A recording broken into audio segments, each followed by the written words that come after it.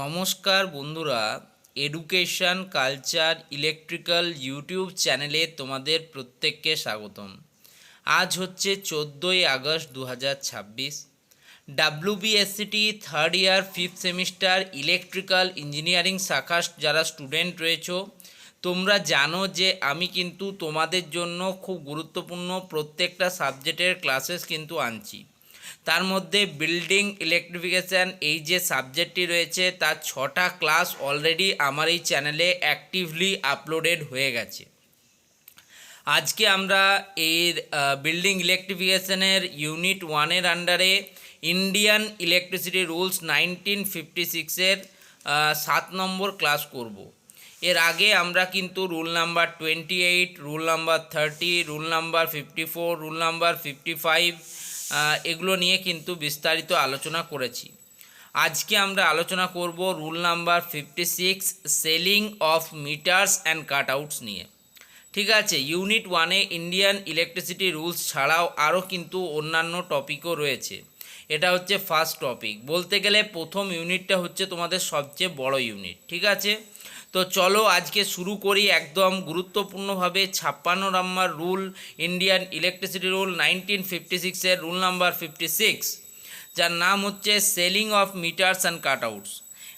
এই যে সমস্ত আমাদের বাড়িতে যে মেন সুইচ বা আমাদের যে মিটার বসানো থাকে সেটার উপর নির্ভর করে কিন্তু এই সূত্র মানে এই নিয়মটা চালু হয়েছে বা রুলসটা চালু হয়েছে। কি বলছে এখানে দেখো, যে rule number 56 strictly deals with the selling of meters and কাটআউটস।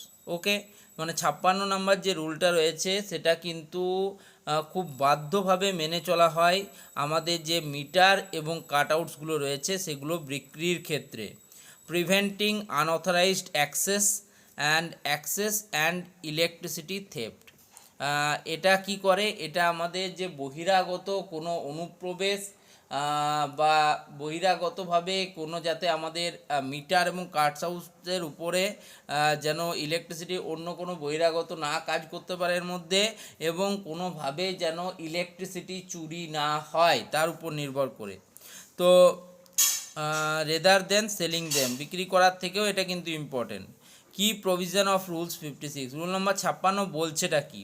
প্রথমে হচ্ছে সাপ্লায়ার্স অথরিটি, যিনি ইলেকট্রিসিটি সাপ্লাই করবেন তার কি অথরিটি রয়েছে। The electricity supplier or state government holds the right to affix official seal to any cut out meter, maximum demand indicator or associated equipment installed on a consumer's premises। তোমার বাড়িতে যে তোমাদের যে main switch রয়েছে বা তোমাদের যে fuse রয়েছে, মেন ফিউজ রয়েছে, যে মিটার ইলেকট্রিসিটি মিটার রয়েছে সেগুলোতে যে অফিসিয়াল সিল, ঠিক আছে, অফিসিয়াল সিল কিন্তু শুধুমাত্র স্টেট গভর্নমেন্ট বা ইলেকট্রিসিটি সাপ্লায়ার তারাই কিন্তু দিতে পারবে, বা যে সমস্ত ইকুইপমেন্ট তাদের পক্ষ থেকে বসানো হয়েছে তাতে সম্পূর্ণরূপে যে অধিকার সেটা কিন্তু রয়েছে ইলেকট্রিসিটি সাপ্লায়ারের এবং স্টেট গভর্নমেন্টের। অন্য কেউ এগুলোর উপরে কিন্তু ছেড়ছাড় করতে পারবে না। Provision of tempering, no person other than an authorized representative of the supplier is permitted to break or alter any affixed seal।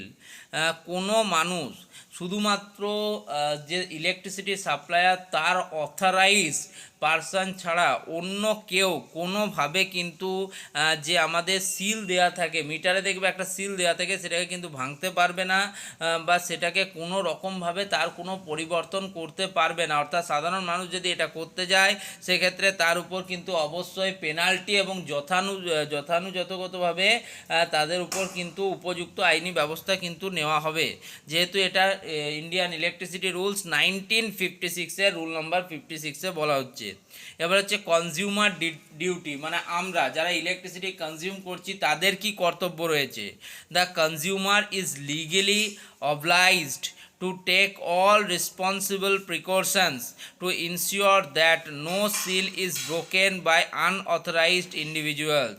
এটা কনজিউমার বা ব্যবহারকারীর দায়িত্ব যেন কোনোভাবেই কোনো ব্যক্তিবর্গ এই যে সিল যেটা দেওয়া থাকে, ধরো মিটারে মেন সুইচে যে সিলটা দেওয়া থাকে সেটা যেন না খুলতে পারে, এবং শুধুমাত্র যারা অথরাইজড পারসন, উপযুক্ত যদি দরকার পড়ে কাজে শুধুমাত্র তারাই কিন্তু সেটা করতে পারবে, বাকি কেউ পারবে না।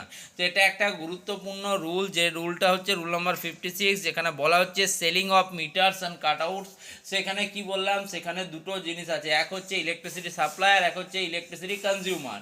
ইলেকট্রিসিটি সাপ্লায়ার এবং তার অথরাইজড পারসন এবং স্টেট গভর্নমেন্ট তারাই শুধুমাত্র এই যে মেন মিটার এবং কাটআউটে যেগুলো রয়েছে তার কিন্তু সিল ব্রেক বা অল্টার করতে পারবে, বাকি কোনো ইন্ডিভিজুয়াল সেটা পারবে না।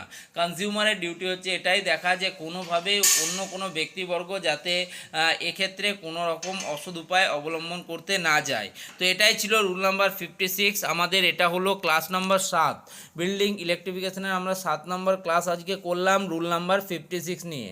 নেক্সট আমরা দেখতে পাচ্ছি রুল নাম্বার 77, 79, 87 এবং 88। এটাই হচ্ছে লাস্ট রুল। 88 অবধি কিন্তু আমাদেরকে পড়তে হবে, ঠিক আছে।